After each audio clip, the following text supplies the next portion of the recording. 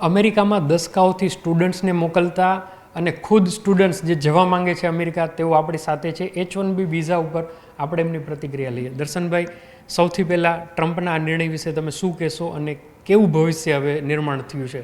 તો ટ્રમ્પે જે આ પ્રેસિડેન્ટ ડોનાલ્ડ ટ્રમ્પે જે આ નિર્ણય લીધો છે ને, એ આવનારા ટાઈમમાં એમને ખુદને ડિફિકલ્ટ થશે, કારણ કે ઇન્ડિયન આઈટી પ્રોફેશન યુએસમાં ઘણું બધું કન્ટ્રીબ્યુશન કરે છે અને છેલ્લા 2 વર્ષમાં 4 લાખથી બી વધારે job IT profession, Indian IT પ્રોફેશને યુએસમાં ક્રિએટ કરી છે. તો એમને તો નુકસાન થવાનું જ છે, પણ અત્યારે ઇન્ડિયાના 3 થી 4 લાખ સ્ટુડન્ટ્સ અને H1B ધારકો ઉપર ડેફિનેટલી એક તલવાર લટકી ગઈ છે કે હવેના ટાઈમમાં શું થશે. પણ આ ડરવાનો ટાઈમ નથી, હિંમત રાખવાનો ટાઈમ છે, કારણ કે આ રૂલ્સ અને રેગ્યુલેશન કોર્ટમાં ચેલેન્જ થશે અને પછી ફાઇનલ વર્ડિક્ટ આવશે કે વેધર આ રૂલ્સ ફ્યુચર પ્રોસેસમાં જવાનો છે કે નહીં, કાં તો પછી ખારીજ થઈ જશે. જો આ રૂલ્સ ખારીજ થઈ ગયો તો દરેક સ્ટુડન્ટ્સ અને H1B ધારકોને ડેફિનેટલી હેપી મોમેન્ટ આવશે અને ટેન્શન કરવાની જરૂર નહીં પડે. પણ દર્શનભાઈ, $1 લાખ જેટલી ફી કોઈ કંપની અત્યારે યુએસમાં એની સરકારને આપે ખરા?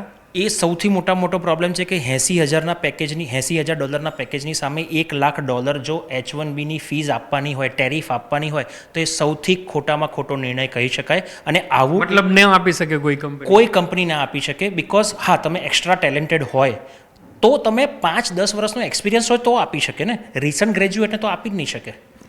અચ્છા, તમે અમેરિકા જવાના હતા, હવે શું વિચારો છો? સર, પ્લાન હતો યુએસ માટે, પણ સવારે આ બધું સાંભળ્યું, હવે થોડુંક ડાઉટફુલ લાગે છે કે યુએસ જવું. હવે એવું વિચાર કરું છું કે ઇન્ડિયામાં કોઈ સારી ઓપોર્ચ્યુનિટીઝ હોય એને લુકઆઉટ કરું અને મારું કરિયર વધારું.